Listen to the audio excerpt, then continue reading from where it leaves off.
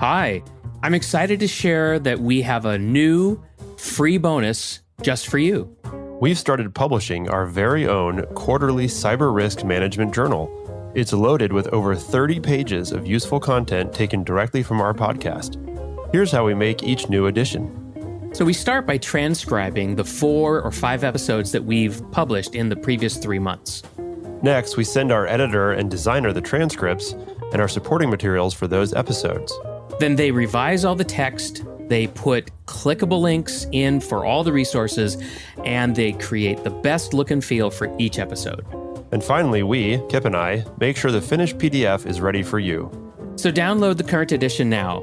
All you have to do is go to b.link/CRMJ, that's the letter B, .link/CRMJ. And if you like it, share it with your friends and encourage them to subscribe to the Cyber Risk Management Podcast. Now, on with the show. Welcome to the Cyber Risk Management Podcast. Our mission is to help you thrive as a cyber risk manager. On today's episode, your virtual Chief Information Security Officer is Kip Boyle, and your virtual Cybersecurity Counsel is Jake Bernstein. Visit them at cyberriskopportunities.com and focallaw.com. So, Kip, what are we going to talk about today? Hey, Jake. Well, we're going to talk about something that I think most cybersecurity people just don't like doing, but sometimes they're required to do it, which is to negotiate a data security addendum. So I thought we should walk through how I and how you and I have collaborated in the past, evaluate a data security addendum whenever I've been handed one from a new customer, for somebody that I'm helping, and just share with the audience, like, kind of how we do that. Yeah, that sounds great. Have we talked about this before? Well, a little bit. We've done 2 previous episodes on the topic in general, of the cyber risk of large companies outsourcing to small companies. That's kind of the context here, right? So June 23rd, 2020, we did an episode called How to Quickly and Profitably Close Deals with Your Cybersecurity Intensive Customers. So that was kind of like the seller side of this arrangement, right? You're a fintech or you're an ad tech company, whatever, and you're selling to, large enterprise.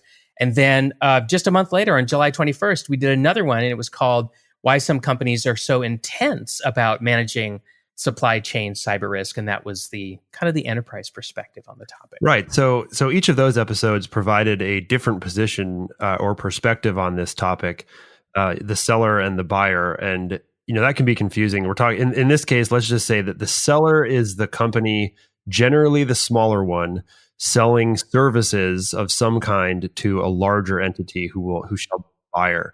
And I just wanted to, this is obviously another one of those. Well, heck, this episode is a good example of why this podcast exists, is that it's a combination of cybersecurity and law. And it happens all the time these days. And I wanted to be clear that we're going to take this episode from more of the CISO cybersecurity professional perspective, as opposed to my own perspective as a kind of cybersecurity attorney. We'll also take a look at it from the typical in-house counsel's perspective, who's going to heavily rely upon the security team. And we'll talk about when you might need to bring in outside counsel to help, specialist outside counsel. So with those caveats, let's go ahead and it looks like today we are, like I said, taking the seller's position. So Kip, we have some assumptions about the person receiving the addendum. Why don't you tell us what those are? Yeah. So, the things that I'm going to share today kind of line up with this assumption. So, listeners, if you work at a company that offers a product or a service that has some kind of cybersecurity angle, and you're offering it at a competitive, market rate with a modest profit margin, right? That's the context that I work in the most when I'm helping sellers with navigating hurdles in their sales process that are related to cybersecurity. And I think this is important because it's that market rate and modest profit margin that puts a lot of pressure on this situation, and it's going to come up over and over and over again. So that's one assumption. The second assumption is that your cybersecurity team is likely, or I should say, the cybersecurity team of the person you're trying to sell to is probably bigger than your entire company. And I've run into that over and over and over again. And so they think very differently than you do about what does it mean to do good cybersecurity, cyber risk management, and so forth. That's another big hurdle. That's another big pressure point. And then finally, I'm also assuming that your customer is highly regulated, right? Is probably a financial firm of some kind, perhaps a HIPAA covered entity, what have you. Maybe a registered investment advisor. I mean, there's a lot of different markets that are highly regulated, and they're probably using a lot of formality when they're discussing their cybersecurity requirements and expectations with you. So if you meet those assumptions, and I think you're going to get a lot out of this episode. If you're a buyer, right? So you're part of a team in a large enterprise, and you're used to working with outside companies to manage third-party risk. I think you're going to get a lot out of this episode too, because we're going to give you some insights into, how these SaaS companies and fintechs actually think about these mammoth documents that you sent to them. Yeah, absolutely. Some inside baseball here, I think, will be helpful. So step one is get the team ready. If you're not the CISO or CISO, get one involved. If you're not the lawyer or a contracts manager, get one involved. If you don't have one on staff, you should find one externally. If you're not in sales or business development, again, get someone involved, because that's going to be critical as well. And then finally, if you have a cybersecurity steering committee, notify them you're evaluating the contract and will soon report your findings to them. Yes. Now, let's take a moment and acknowledge that we just asked you to get a ton of people involved, which is kind of a recipe for slowness, right? Because you're going to ask a lot of people to weigh in on this data security addendum. And it's not going to be fast, but it's absolutely essential, because in my experience, I just don't know any one person who can do all of it, right? Who can understand the legal aspects of contract language, but can also understand the nuances of what exactly the requirements are, and also understand from a sales perspective, like, can we afford to do that? Or do we have enough social capital with this, with this buyer that we can actually push back on them, right? All that stuff is very important. It all goes into the mix. And I've never seen a situation where there was one person who knew all that, could carry it around in their head.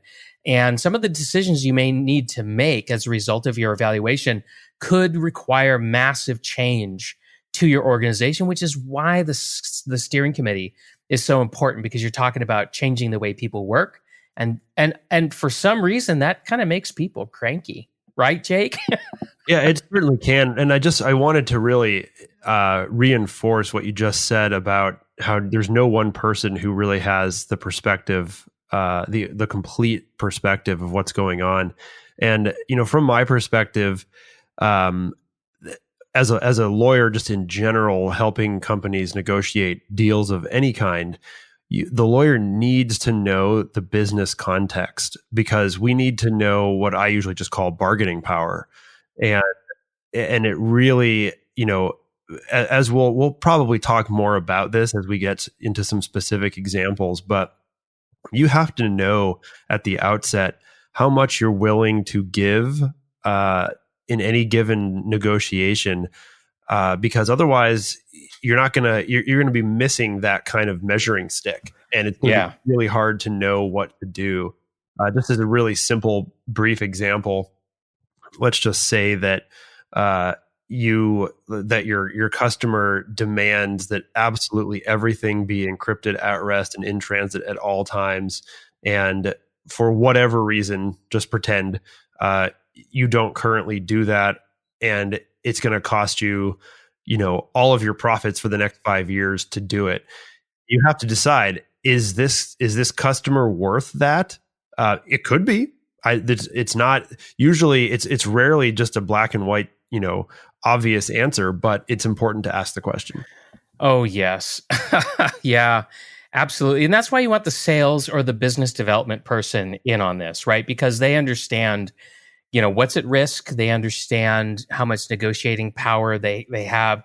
And, and they're negotiating on a lot of stuff, right? Price points, warranties, gosh only knows. And so while we're preoccupied with cybersecurity, that's not their only concern. Exactly. Yeah. Liability sharing too is a huge one. I didn't mean to talk over you, but that's a one of those things that gets negotiated heavily. So, right. And I could see trading off accepting more liability in exchange for doing less cybersecurity stuff or something like that, right? I mean, that's in the mix, and it's not what we're going to talk about, but it's absolutely part of the process. So, okay. So you've got your team involved. Now, I have felt the need to get good at reading contracts. Not saying that I'm a lawyer, I'm not a contracts manager, but I have just felt the need to get better at it. So I've been paying attention for years now at how, when I bring clauses, paragraphs, and terms to a contract manager or to a lawyer, and I say, what does this mean? And they help me decode it. Like, I try to keep that information, because I think it helps me do a better job of flagging the stuff that's really important. And so I would encourage you, if you're a CISO, or you aspire to be a CISO, or you're working for one and you're doing this stuff, try to grasp onto some of these things. It's going to just make everything go faster, and I think you're going to get a better outcome in general. So all right. So you've got your team ready, and now what you want to do is you want to have the team evaluate every requirement in the data security addendum. And typically what I see is you just give a copy to everybody who's involved, and you just say, mark it up. And as you do that, I'll just tell you how, the things I pay attention to is I also, as I'm evaluating the, and I'll just call it a DSA, the data security addendum, I'm looking at its language, but I'm also thinking about the other DSAs that I have reviewed for other customers that we have. And I'm also asking myself, do I see anything in here that we already do? Like, can I just get some easy wins? Where can I get all those easy wins? Boom, boom, boom. Because what I'm trying to do is I'm trying to isolate the tough stuff. That's right. And I think, one of the first things that you're going to be looking for when trying to isolate the tough stuff is the definitions of critical terms. Are they clear? Are they unambiguous? And are they reasonable? We've seen DSAs define non-public personal information, often abbreviated NPI, with reference to the Gramm-Leach-Bliley Act of 1999. That's where that NPI term comes from. But another DSA can define it without explicit reference to any standard, and that can be tough to compare the two. Ideally, people standardize to certain defined terms, but that doesn't always happen. Yeah. One benefit of large scale regulations like GDPR, California Consumer Privacy Act, which is now the California Privacy Rights Act, is, or I should say, tends to be more universal definitions. I see a lot of DSAs and DPAs, which are data processing addendums, that will just straight up reference GDPR, for example. So that's definitely a place to look. Yeah, it's very helpful to have clear definitions. I've absolutely seen situations where I'm trying to reconcile two DSAs, but it's really tough because, NPI is defined one way in this DSA. It's defined a completely different way in this other DSA. And it becomes a scoping issue, right? Where I'm trying to put a nice clear line around, what is the non-public personal information that we have in our possession? What's in scope? What's out of scope? And sometimes it ends up being like a Venn diagram. And I don't, it's like, I don't want everything in scope. It makes everything harder. And what's really hard in this very specific arena is that the definition of personal data, personal information, sensitive personal information, personally identifiable information, non-public personal information, et cetera, is all changing rapidly. And it's evolving. My guess ultimately is that everyone kind of standardizes around the GDPR and CPRA definition, which are so broad that basically any piece of information that can be linked back to an identifiable natural person, i.e. someone who's living, is going to fall under these definitions. Anyway, this episode is not about just personal information, but in terms of the most important definitions in a DSA, it is definitely one of them. Right. And that's just one example, right? You're going to see lots and lots of terminology. Some of it's going to be defined explicitly. Some of it will not. And so a whole contract can turn on the definition of a single word, so that's why we have to be careful. You sound like such a lawyer, Kip. It's great. I told you. And one other place to look is, yes, there's the personal information concerns, but oftentimes you'll see the name of the company followed by confidential information or some variation thereof. And what they're doing there is creating obligations based off a definition, and it's specific to the customer. So, be very, very aware of that. That's kind of a variation on these things. So what else, Kip? For example, are requirements clear, unambiguous, and reasonable? Do you have any examples of that? Yeah. So once you've sensitized yourself to the need to have clear terms, now just start looking at the requirements in general, right? And I can tell you that here's a good example of something I struggled with in the beginning when I first started doing this work. So I would see a DSA that would say something like, contractor will at all times perform its obligations, yada yada yada, and it would talk about what those obligations are, and then I remember having an attorney, could have been Jake, say to me like, "Oh no, strike that. We will not at all times. We will take reasonably or commercially reasonable steps," and to the non-lawyer in the audience, you're like, okay, what's the difference? Jake, tell us what the difference is, please, or give us some sense. So it's about breach of contract and what's going to constitute a breach of contract. And if the wording is contractor will at all times perform its obligations, et cetera, then there's potentially zero wiggle room, right? Whereas if you revise it to will take commercially reasonable steps, then what you've basically said is, okay, we're not going to make this a binary. I'm either doing it at all times and therefore in compliance with the contract, or I've slipped up once and now I'm suddenly in breach of contract. Instead, it's more nuanced.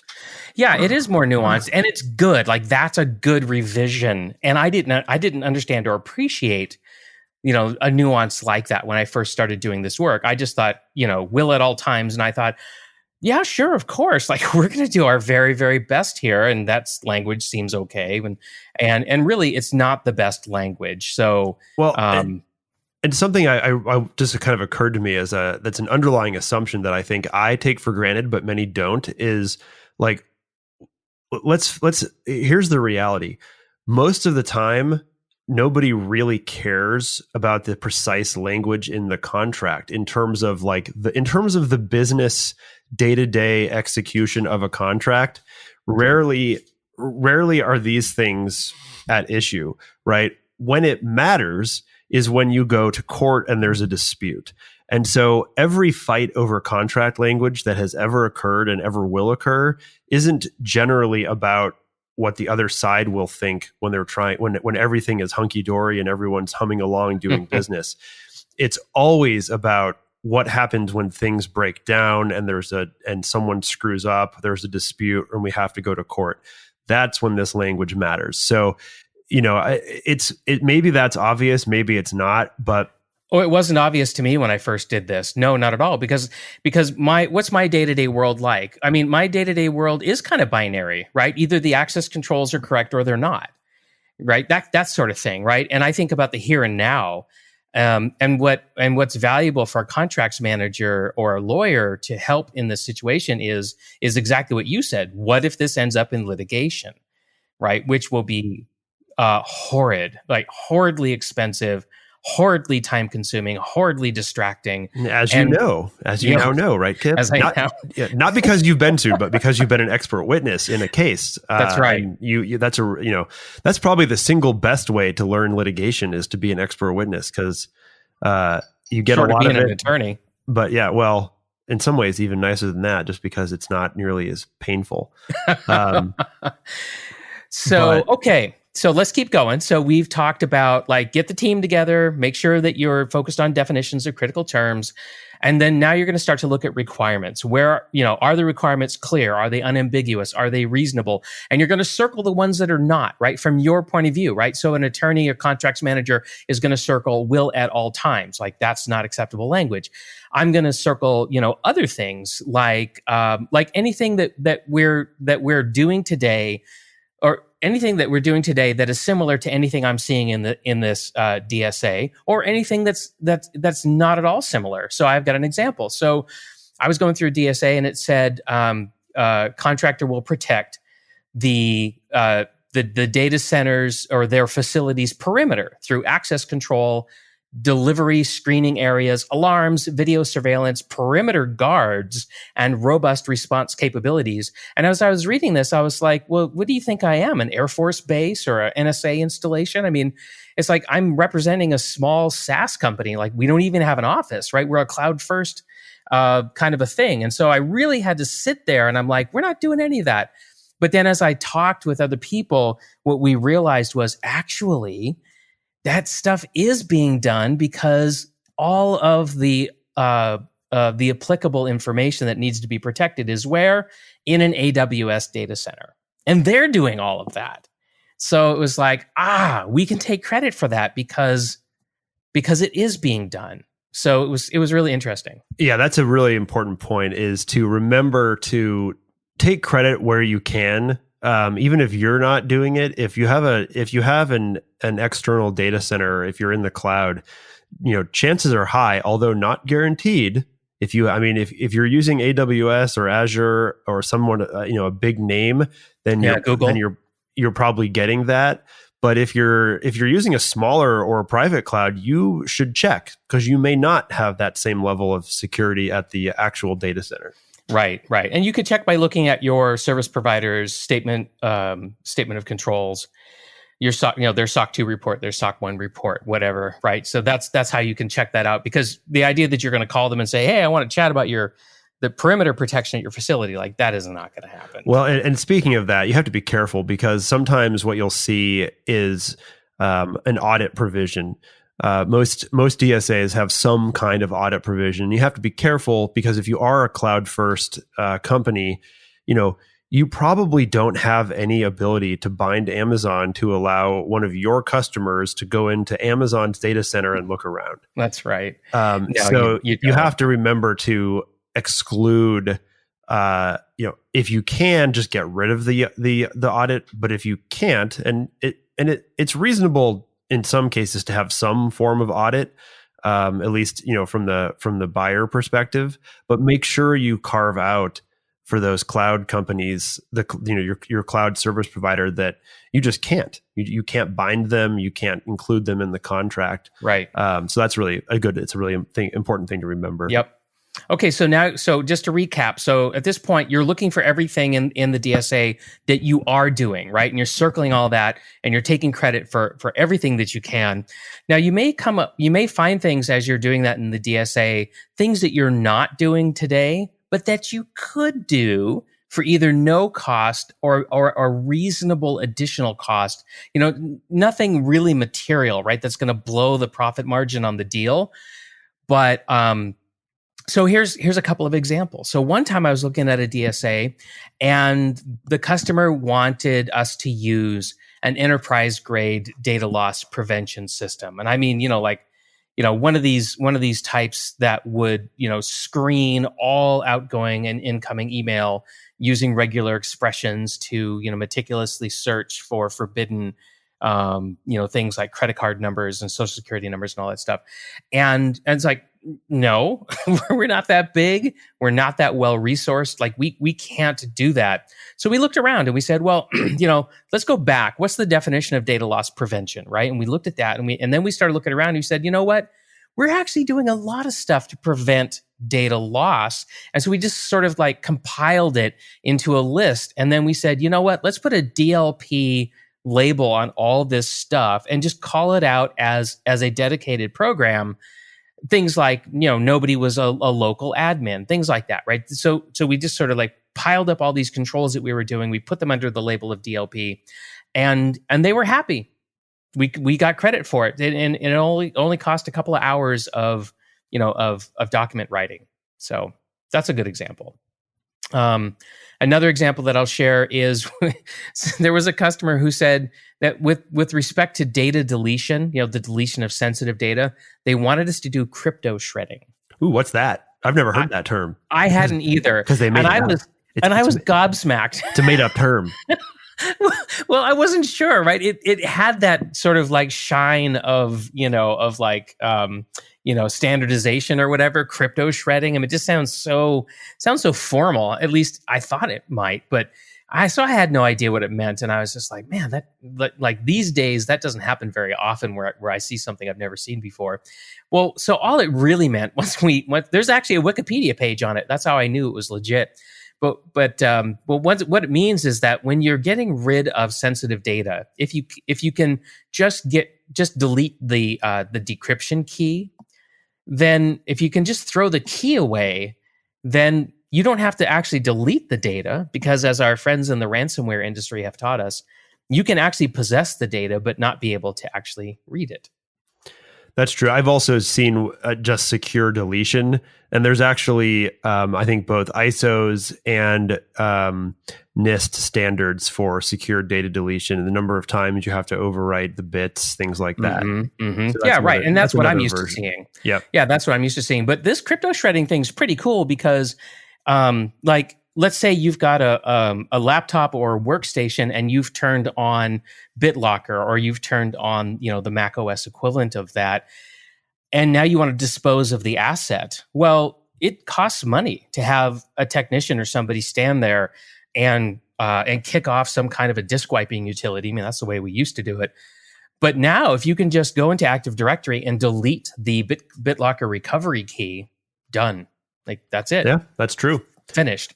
So it's really cool. And especially if you're like an AWS or Azure or someplace, and you've got massive, like a data lake. Love that term. If you've got a data lake that's encrypted, like, just throw the key away. Yeah. No, I think that's a really good way of handling what would otherwise be an incredibly laborious process.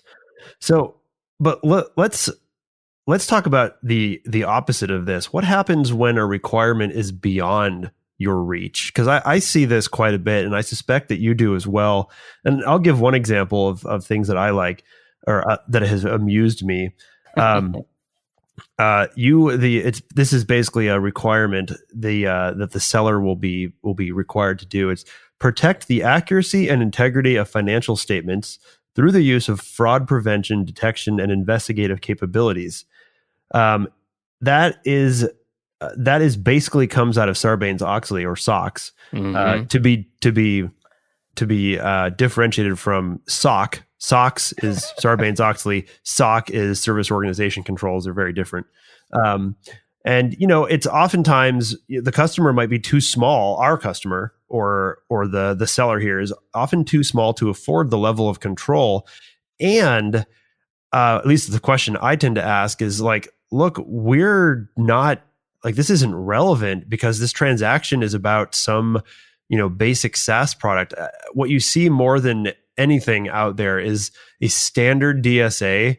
And, Kip, you know this because you've worked with me for a while, but it drives me nuts when companies have the same master service agreement, or in this case, data security addendum, for the guy who delivers the new water jugs all the way up to, the company that provides the back end for the entire CRM backbone or something, right? It's like there's no differentiation between low access contractors or suppliers and high access contractors or suppliers, and it creates extra work for this on the supplier side. And that's really what we're talking about is if you get hit with something like, here's an example. Salesforce is a supplier, right? They're ultimately a seller. It just so happens that they're enterprise grade themselves, right? So for them to take enterprise class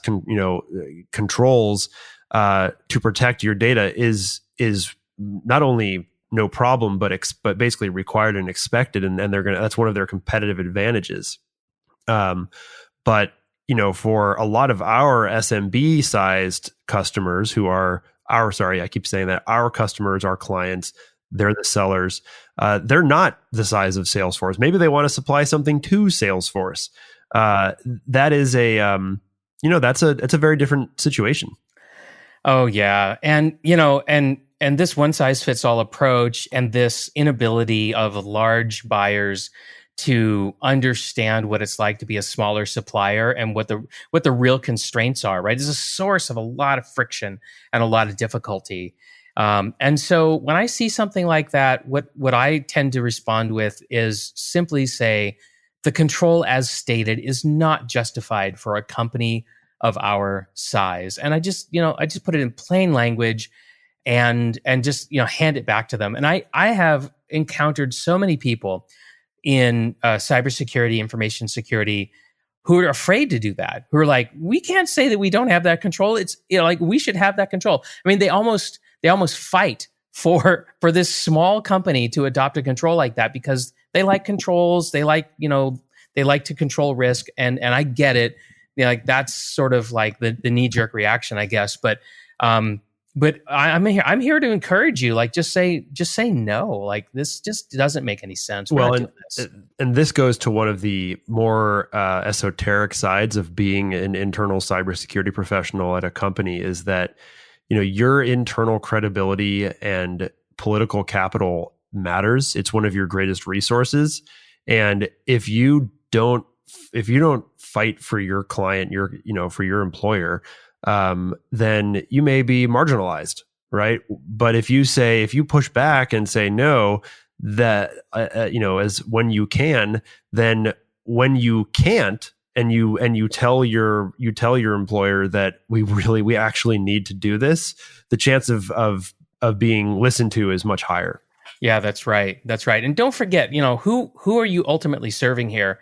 You're not ultimately serving some abstract greater good about data protection at all times, at all places, and at all costs, right? That's sort of the Boy Scout, sort of way of thinking about this, or the Girl Scout sort of way of thinking about this. But really, you're trying to help your company, your employer, your client win.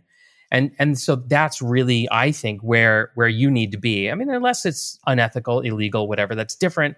So anyway, so yeah, just say no. The way to say, I think idealism is commendable, but practicality keeps your job. Well done. That's I just made that up, but that was really good, huh?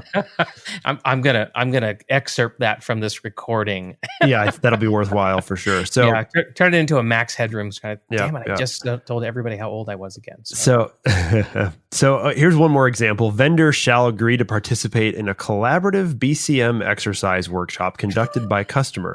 BCM, yeah. Business continuity management, everybody. or sometimes they'll just call it a red team or a tabletop. It doesn't really matter. Yeah. We don't have anything against that, but you shouldn't. I think one of the big mistakes that suppliers and sellers make is they don't say yes, but is a very powerful phrase just in life. But in this particular instance, you can say yes if you pay, right? In other words, if what they're asking you to participate in or do seems like you could do it, but it's going to cost, and you don't want to cut into those profit margins, which are important, then you can always just say, we'd be happy to do that, but that's not priced into the product. So we're going to have to charge a surplus or a surcharge rather. Yeah, absolutely. And sometimes I coach my my clients who are small SaaS providers, fintechs, ad techs, and that sort of thing. You're like, look, if you're going to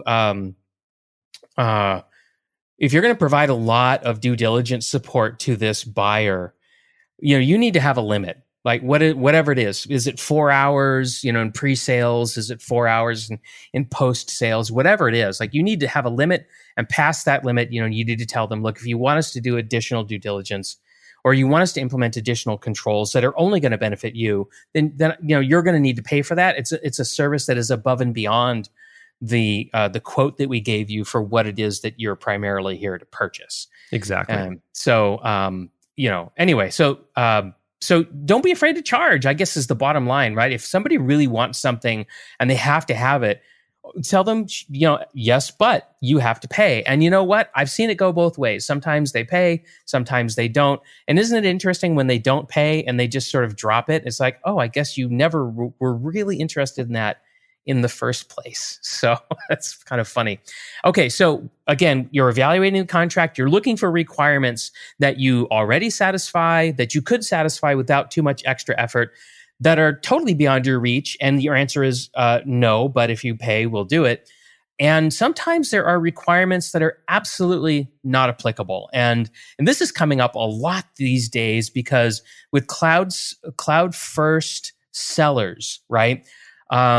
They're just like serverless applications. It's serverless. And you as the buyer want me to do all of this server security stuff. No, it doesn't make any sense. Like I'm using a form of technology that doesn't even consist of that, right? So like, no. Or another example is I read a DSA where they said, well, you have to run antivirus on your servers. And so we looked at our servers and we said, okay, what do we have here? Well, we've got a Linux distribution, CentOS, and we've installed SE Linux, security extensions for Linux. And it's in a virtual machine, and it's in a pool of virtual machines. And so first of all, it's silly that we're going to find an antivirus product to run on this. And moreover, like that's just really not the way to do it. The way to do it is if something gets malware on it, if a CentOS with SE Linux gets malware on it, just throw it away and spin up a new one from a known good image, right? So I mean, it's just a completely different way and completely valid way of satisfying a requirement that is based on an older way of thinking, right? So it probably came from an enterprise with tons of legacy data centers, and they're still doing things, in old ways. And it's very common for newer companies that are disrupting market spaces to be doing stuff in completely new ways.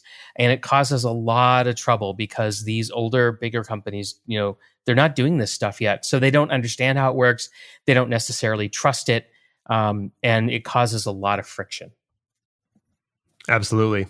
That happens a lot. I think the bigger the company, the more higher the chance that it has some form of legacy systems to operate, the higher chance that they're maybe not as fully modernized as the new, SaaS provider are.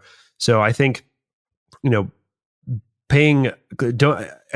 be afraid to push back, but at the same time, know your limits, know the limit of what you can do. There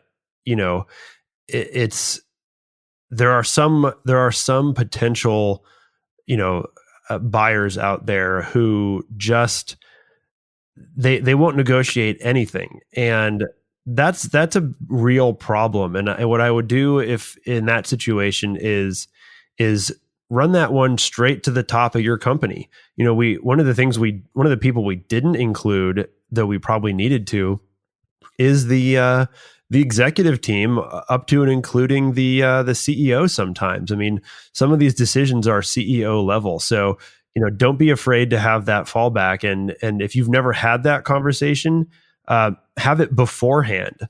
There's no reason to wait until a deal is at stake before you approach executive teams and say, look, what are we going to do in situation XYZ? Yeah, and that's why we said in the beginning that you want to get your team together, right? So the security steering committee, you should have one. Even if you're a small company, you should have a security steering committee. I'm telling you, it really, really makes all the difference, because when you go to the steering committee and you say, okay, here's a requirement, and it's stupid, it doesn't make any sense at all. Here's why. We have to push back. We have to say no.